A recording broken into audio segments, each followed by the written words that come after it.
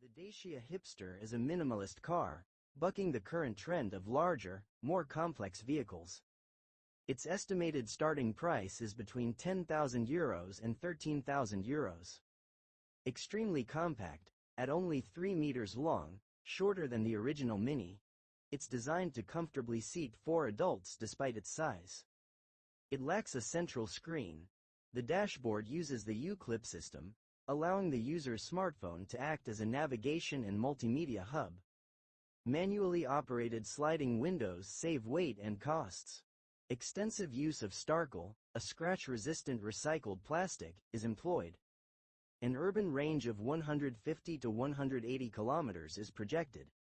Its total weight is expected to remain below 800 kg if it goes into production.